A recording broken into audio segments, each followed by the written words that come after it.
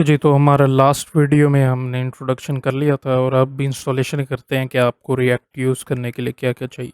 सबसे पहले आपने नोड जेएस डाउनलोड करना है। node.js.org वाली वेबसाइट पे चले जाएं, आप लिंक डिस्क्रिप्शन में है, वहाँ से डाउनलोड कर सकते हैं।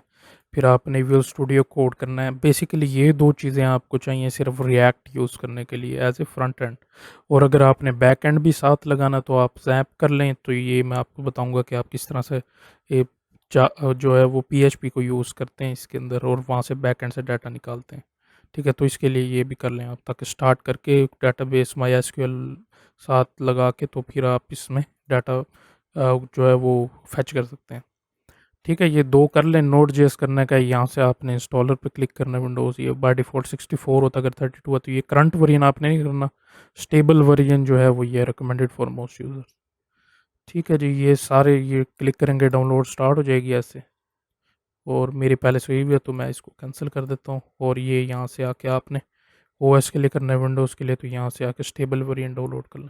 ठीक, तो अब आपने जो है यहाँ आ जाना है अपने फोर, जो है अपने सी एम डी ओपन कर लेना। First time C M D आप ओपन कर लें। ठीक है, तो यहाँ पे आके आप, मैं चाहता हूँ कि मैं यहाँ पे पहले, बल्कि ऐसे करते हैं डी में करते हैं, तो डी कॉलन डालेंगे, डी वाले लोकल डिस्क में चला जाएगा और सी डी रिएक्ट रिएक्ट वाले फ़ोल्डर में चला गया। इससे होता कुछ भी नहीं है, आप यहाँ भी बना सकते थे। ये जो नेम है आपका बाय डिफ़ॉल्ट उधर भी बना लें, जहाँ मर्ज़ी बना लें आप, तो इससे कोई फ़र्क नहीं पड़ता। अब प्रोजेक्ट बनाने का तरीका ये है कि आपने लिखना है npx create hyphen react hyphen app, और यहाँ पे आगे आपने नेम देना है। ये आपने सेम रखना है और आपके यानी प्रोजेक्ट का जो भी नेम होगा, जैसे अगर मैं फेसबुक को डुप्लीकेट करूँ तो मैं फेसबुक नाम रख दूँगा, ट्विटर को करूँ ट्विटर, तो इस तरह से अब मैं यहाँ पे आके माई ऐप नाम रख देता हूँ, या रिएक्ट ऐप कर देते हैं, रिएक्ट माई ऐप। ठीक, रिएक्ट माई ऐप अब ये इंस्टॉल होगा और इसके साथ रिएक्ट बाय डिफ़ॉल्ट ये तीन आएंगे, रिएक्ट, रिएक्ट डॉम और रिएक्ट स्क्रिप्ट्स।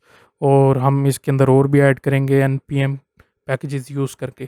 तो अभी इसको होने देते हैं, इसको होने में थोड़ा टाइम लगता है, ये हो जाने के बाद फिर मैं आपको बताता हूँ। ठीक है जी, तो अब ये हो गया। अब हम इस फोल्डर के अंदर चल जाते हैं। तो यहाँ पर लिखना है C D react my app नाम था इसका। ठीक है, लिखने के बाद आपने लिखना है कोड और स्पेस दे के डॉट डाल के एंटर करना। तो अब ये यूँ करेगा कि ये हमारा वी एस कोड के अंदर इसको ओपन कर देगा। ठीक है जी, तो ये सिंपल सा हमारा प्रोजेक्ट है। यहाँ पर जहाँ पे सब सब कुछ होगा, हमने ये एस आर सी के अंदर चेंजिंग करनी है। बाकी यहाँ पे आप इसको सारों को रहने देना, आपने कुछ भी किसी को भी नहीं छेड़ना। सिर्फ एस आर सी के अंदर हम सारा काम करेंगे। ये भी आपको मैं सारा साफ़ भी करवाता हूँ किस तरह से, मतलब आपने कौन सी फाइलें रखनी है कौन सी नहीं। अच्छा, यहाँ पे अगर आप आए ना पैकेज डॉट जेसन, तो यहाँ पे आपको मिलेगा ये आपने डिपेंडेंसी, यानी कि कौन कौन सा आपने साथ ऐड किया हुआ है इसके। ठीक है, जो भी आप ऐड करेंगे उसका यहाँ वेरिएंट ऐड होता जाएगा। इसका करंट वेरिएंट ये सारों को। और आपने यहाँ पे ये स्टार्ट बिल्ड टेस्ट और रिजेक्ट, ये वाली आपने सारी यहाँ पे स्टार्ट कर, जब आपने प्रोजेक्ट स्टार्ट करना है npm स्टार्ट, अगर आप इसको बिल्ड करना चाहते हैं यानी कि प्रॉपर कन्वर्ट करके बिल्कुल स्टेबल वेरिएंट करके फिर अपलोड करना चाहते हैं वेबसाइट में, तो बिल्ड आपने करना। तो मैंने यहाँ पे करता हूँ npm स्टार्ट। तो आपने टर्मिनल ओपन करना है, यहाँ टर्मिनल आके न्यू टर्मिनल यहाँ पे ओपन कर लेते हैं। यहाँ पे आपने लिखना है npm स्टार्ट। ठीक है, तो यहाँ दिया हुआ ये npm स्टार्ट, हम चेक करें अभी किस तरह। npm स्टार्ट करके एंटर कर देना, तो ये आपका इस तरह से स्टार्ट होने लग जाएगा। और आपने एक और चीज़ करनी है। अक्सर ये होता है कि आपका ये ओपन नहीं होता, क्रोम जो है ना इसके अंदर प्रोजेक्ट ओपन नहीं होता। ये आप खुद जैसे ही ओपन करेंगे इसको ये चल पड़ेगा खुद ही। ठीक है, तो अब आपने आके ये आपका चल पड़ा है। अब आप यहाँ की ये प्लस जो लिखा हुआ है ना इस पर क्लिक कर दें, ताकि आप और अगर चीज़ें करना चाहें तो कर दें, उसको आप छोड़ दें। अगर आपने उसको ऑफ कर दिया तो ये बंद हो जाएगी, चलेगा ही नहीं। ठीक है, आपने आना है यहाँ पे एक्सटेंशंस करनी है, यहाँ पे क्लिक करना है इस वाले आइकन पे, ये एक्सटेंशन आ जाएगी। और यहाँ से आपने आके ये वाली एक्सटेंशन करनी है, यहाँ पे लिखे रिएक्ट।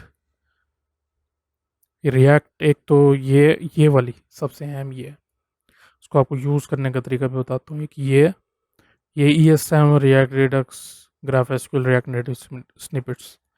ठीक है, जो भी ये आपने ना ये लिखना है इस तरह से, तो ये इस तरह से इंपोर्ट करता जाएगा इन चीज़ों को, ठीक है।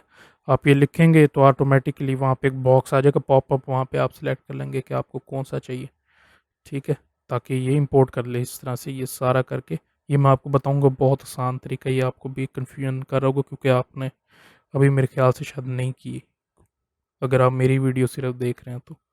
आपने पहले कभी भी नहीं किया, न्यू है बिल्कुल, तो आपको समझ नहीं आएगी।